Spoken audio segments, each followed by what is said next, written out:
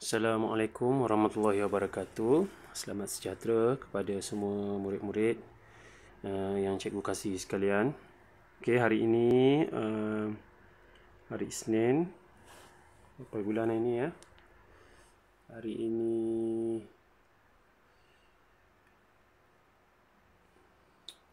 16 hari bulan 8 ya. 2021 Jadi cikgu akan masuk kepada bab yang baru. Dua bab lagi kita ada, iaitu bab 9 cuaca angkasa lepas. Okey, untuk bab 9 ni ya, cikgu simpulkan dululah sebelum kita masuk ya. Bab 9 ni dia lebih kepada pembacaan ya. Biasanya bab 9 ni kalau awak berada di sekolah, cikgu akan minta awak buat presentation lah. Ya, untuk markah ataupun kerja projek awak. Ya, sebab dia lebih kepada pembacaan ya, ada lebih kepada fakta yang awak perlu tahu ya, terutama berkaitan dengan matahari ya. Tak banyak yang cikgu boleh bantu awak di sini ya, bagaimana awak nak menghafal dia, term-term dia yang awak hanya perlu ingat ya, berkaitan dengan dia. Bukanlah secara teknikal, teknik awak ada teknik-teknik dia macam mana nak mengingat, tak. Dia lebih kepada awak baca and then awak ingat apakah yang berlaku. Contoh fenomena-fenomena yang berlaku di matahari kan. So itu semua adalah tentang pembacaan ya. So sebab itulah bab 9 ni cikgu lebih suka kalau kita buat presentation dalam bentuk kumpulan lah. Tapi disebabkan kekangan kita sekarang ini ya, jadi cikgu nak tak nak cikgu akan jalan jugalah. Cikgu akan cuba untuk bantu awak memahami topik 9 ni ya, berkaitan dengan cuaca di angkasa lepas. Okey, kita pergi dulu kepada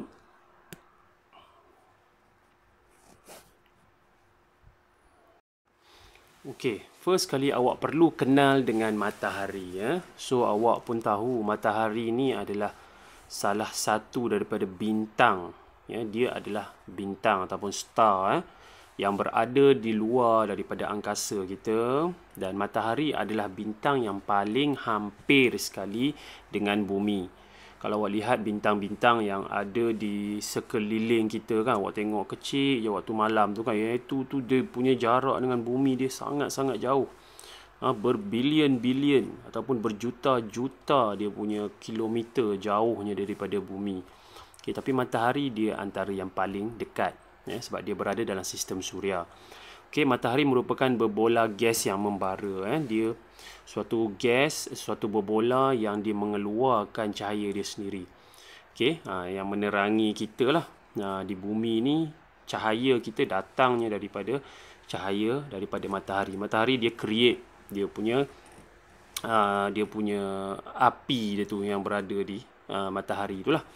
Okey, hampir keseluruhan matahari terdiri daripada jenis gas ya. Matahari ini terdiri daripada gas saja, iaitu gas hidrogen dan gas helium. Inilah yang membentuk matahari ya, dua gas ni. Hidrogen dan helium ya. Itu awak kena ingatlah, dua gas yang membentuk matahari. Daripada matahari ni tak ada apa, dua gas ni akan buat proses ya, dia akan membentuk matahari ya. Okey, ini adalah struktur matahari ya, yang awak perlu tahu ya. Dia ada berapa lapisan di situ? Matahari dia ada 3 lapisan ya. Yang pertama adalah lapisan yang paling luar yang kita panggil sebagai lapisan kromosfera ya. Lapisan kromosfera. Kemudian kita ada lapisan korona ya. Lapisan korona, dan di bahagian yang luar ni, bahagian ini yang kita nampak daripada bumi adalah lapisan fotosfera. Okey, di bahagian dalam dia kita ada 3 lagi lapisan ya. Kita ada 3 zon yang dia macam bumi lah, kerata rentas dia kan.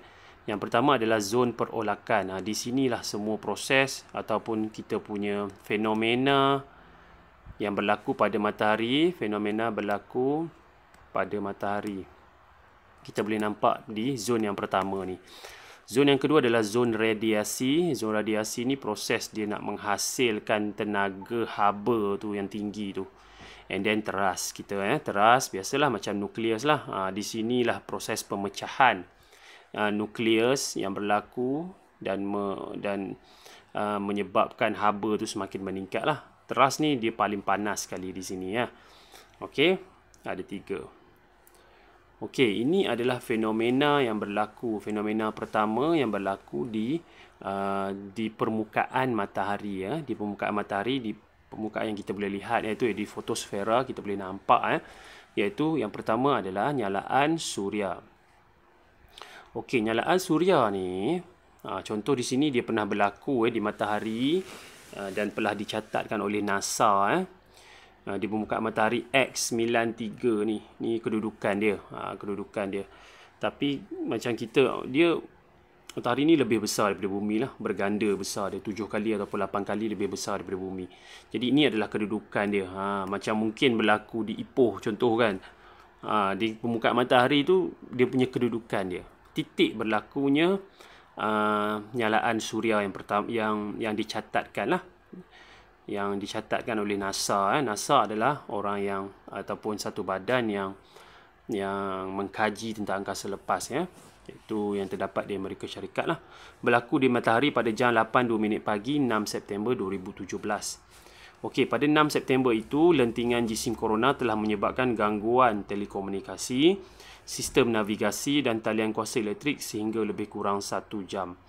Okey, setiap apa yang berlaku di matahari contoh nyalaan suria ni, dia menyebabkan bumi juga efek bumi juga efek yang menyebabkan kita punya telekomunikasi kita terjejas, sistem navigasi kita, sistem navigation kita, dan juga kuasa elektrik juga tak ada sehingga dalam lebih kurang tempoh 1 jam So itu dia punya impak dia. Apa aktiviti yang berlaku di matahari, dia efek juga pada bumi, sebab kita antara yang hampir juga dengan matahari Jarak kita dengan matahari hanyalah lebih kurang 3 buah planet lah. Okey, fenomena yang berlaku di permukaan matahari kita tengok yang pertama granul. Okey, nanti kita akan pergi lebih. And then yang kedua kita ada tumpuk matahari.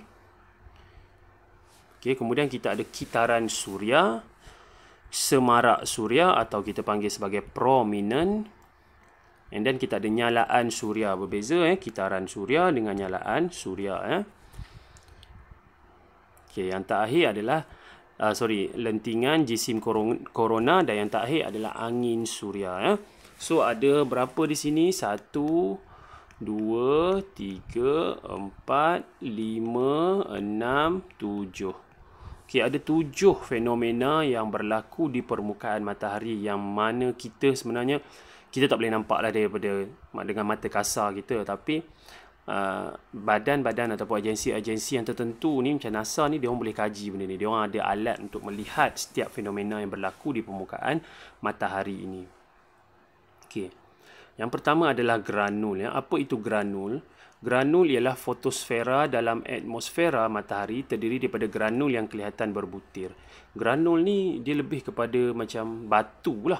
Granul kan. Granul ni macam batu. Dia macam cebisan ataupun tumpukan-tumpukan yang kecil lah, yang kelihatan berbutir. Berbutir ni macam batu lah. Granul ialah bahagian atas zon perolakan bagi plasma yang sangat panas dengan suhu setinggi 5,800 darjah Celsius. Okey, dia bahagian atas zon perolakan yang sangat panas. Okey, dan suhu dia setinggi 5,800 darjah Celsius.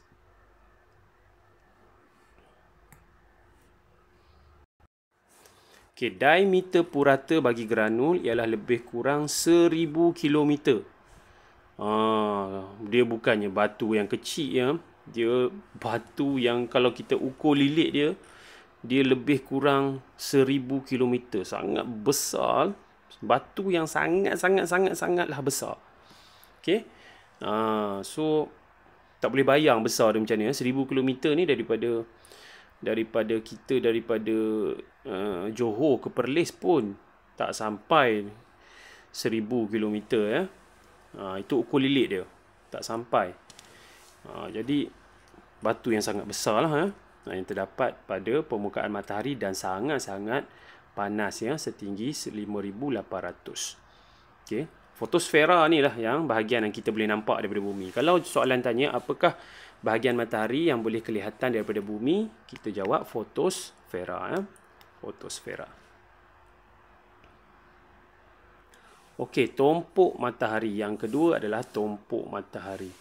Okey, tumpuk matahari ni nama pun tumpuk kan. Tumpukan ni kita macam kita tengok tumpuk air kan. Dia satu tumpuk. Tumpuk ni kita boleh nampak dengan jelas. Sebab dia kadang-kadang dia warna hitam ya. Okey, tumpuk matahari. Kalau di matahari dia kawasan gelap yang kelihatan pada permukaan matahari. Okey, dia ada tumpuk-tumpuk-tumpuk lah. Tumpuk matahari kelihatan gelap kerana suhunya lebih rendah daripada kawasan sekitarnya yang terdiri daripada granul. Okey. Tumpuk matahari merupakan lokasi letusan yang amat besar di fotosfera. Fenomena ini mungkin berlarutan lebih daripada seminggu. Tumpuk matahari ini dia boleh menghasilkan suatu letusan. Ya, suatu letusan di fotosfera lah. Maksudnya dia macam satu gunung berapi lah tau. Dia boleh meletus bila-bila masa sahaja. Dan letusan itu boleh berlarutan untuk satu tempoh yang lama lah. Lebih daripada seminggu dia kata di sini.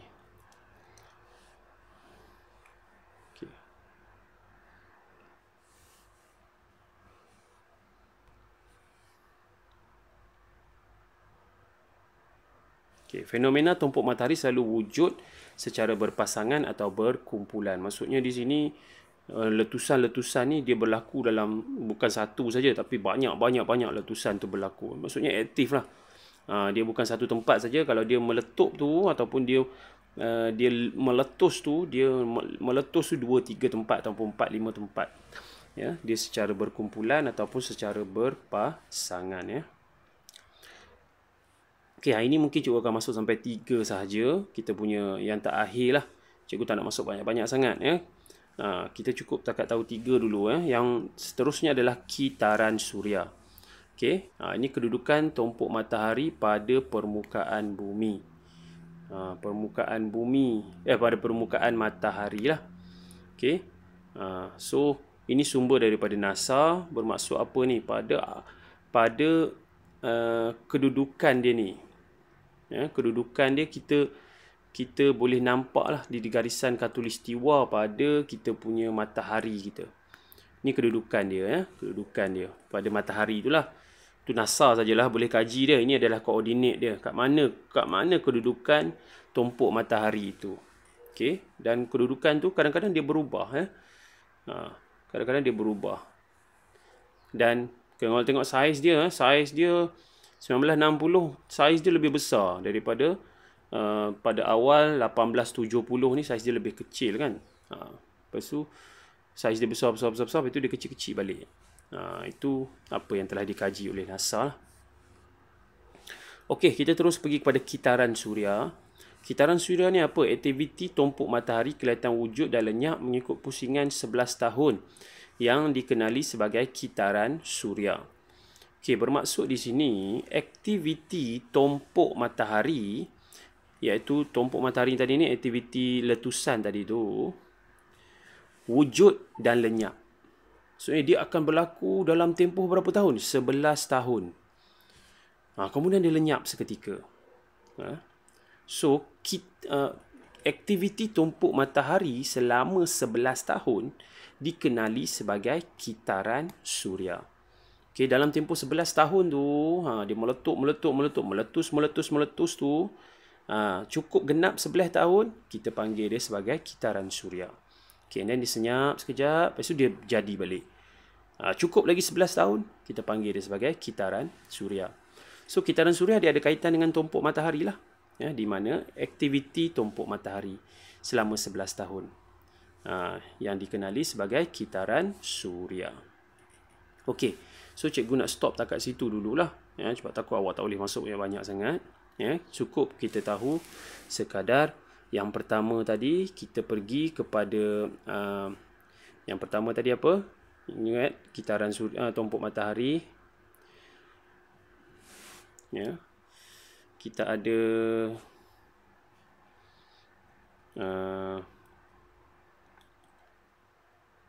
granul, granul. Kemudian kita ada tumpuk matahari dan kita ada kitaran suria. Okey, untuk kelas akan datang cikgu masuk lagi semarak suria, nyalaan suria, kemudian letusan jisim korona dan juga lentingan jisim korona dan juga angin suria. Kita masuk lagi 4. Kita habiskan terus. Okey, so itu berkaitan dengan fenomena-fenomena yang berlaku pada matahari. Ada 7. Hari ini kita sentuh 3 dulu. Dan esok cikgu sambung lagi 4. Okey, hari ini tak ada latihan. Awak just tengok saja video ni, ya. Tengok dan awak fahamkan sajalah, ya. Dan cuba ingatlah apakah fenomena yang berlaku pada permukaan matahari. Okey, itu saja untuk kelas kita hari ini. Terima kasih semua. Kita sambung lagi esok.